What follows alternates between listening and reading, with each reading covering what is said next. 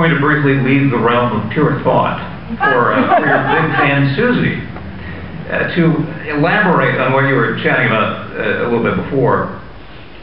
And the specific question is, how long did it take you to finish the Rubik's Cube from Jon Stewart?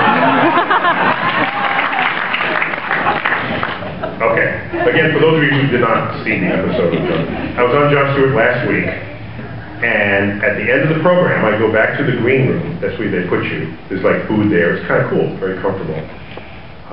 It's how they treat the guests nicely before they hammer you on the And so, there happened to be a Rubik Cube there, an unsolved Rubik Cube. Now, I'm card-carrying geek, okay? Card-carrying. Just back up if you want to take geek tests, because, all right. So, one of the geek part of the Greek credo is you don't leave a Rubik Cube unsolved. Okay? That is an abomination. So it's there, and I went to solve it. And this one was particularly, it was in a mode that I hadn't really seen much of. So it took me longer than average. So this cube took me about 6 minutes to solve. But normally I do it in like 3.5 or so. But some of you are like applauding, but in the real geek world, there are folks who do it one-handed, blindfolded, behind their back in 30 seconds. I mean, so if you're into this, then that's just average. It's just average. So I solved it before I left. Meanwhile, I'm holding everybody up, because once the show's over, people go home. The security guard's waiting, and then the booking agent's there, and then fine, that's all it was. I get back the next day, I learned that the booking agent told Jon Stewart that I stayed late solving the Rubik Cube. And so he said, oh, we can turn that into something. So, they called me back in the next day and photographed me doing the Rubik Cube as though they had photographed me the day that I actually did it. So that's the only sort of fudging of that. And then they said, well, Neil's coming in to fix our problems, you know. So he fixed our Rubik Cube, and then they claimed to have a gravity problem in their bathroom. And it got floating over the toilet, and I'm standing there watching it. So I had fixed the gravity problem in the bathroom as well. So that one took about 6 minutes.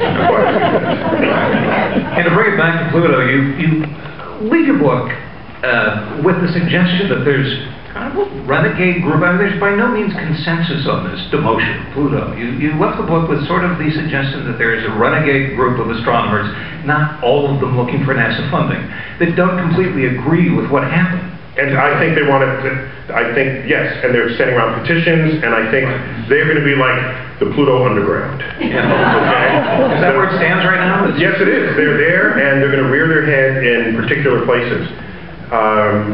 So it's not over yet? No, it's not over. It's not over. It's still going. And I think they'll lose this one. But there's still a fight. Which brings us back to where we began, because unfortunately we've reached a point in our program when there is time for only one last question. And my question to you is... Oh, you get the last question? Yeah. Well, because he's running the show. Clive died in the mid-90s. Yes. He died not being completely unaware of the controversy that was beginning to surround the planet he discovered. Correct. What would Clyde have to say if he were here today? He would die. He was like 95 in the mid-90s. The guy... He was... No, I don't mean to be flippant. Let me just be straight about this. He did advocate for Pluto. Let me be straight about this. One should expect that the discoverer of a planet would want it to stay a planet. So we can't fault him for wanting it that way, first of all. But second,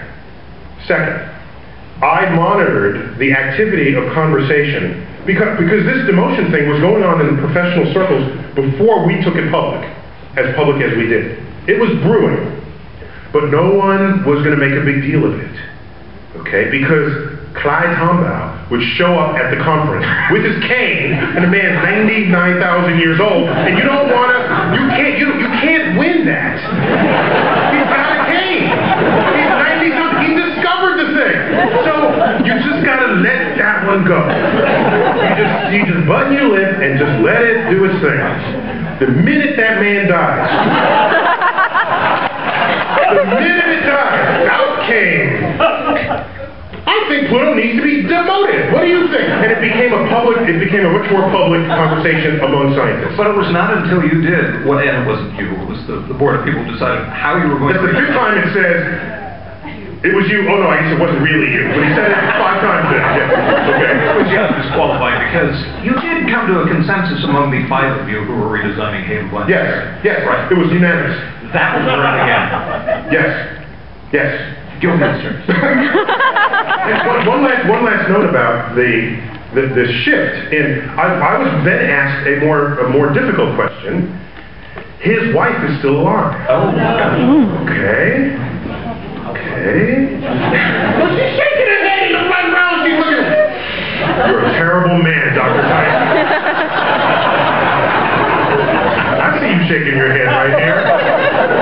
The man's wife is still alive. And so someone asked me, could you have at least waited until she died before you disrespected her husband's legacy? My reply, and may I end on this reply? My reply was,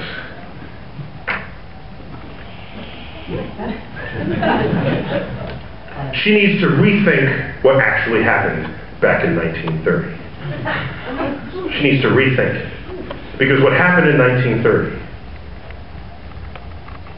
was not that Clyde Tombaugh discovered the 9th planet. The little bittiest planet. This bitty little thing that fits between like New York and Colorado.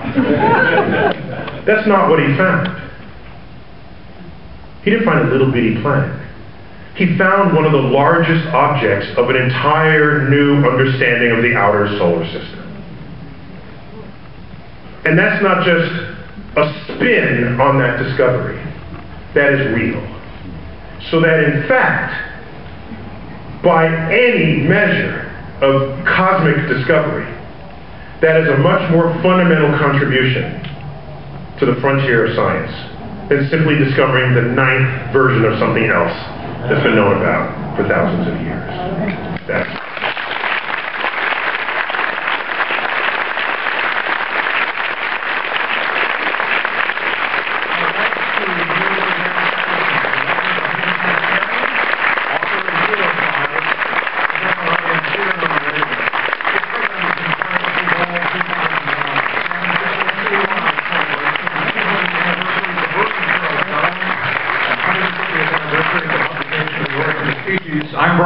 And now, this meeting of the Commonwealth Club of California celebrating more than a century of enlightened discussion is adjourned.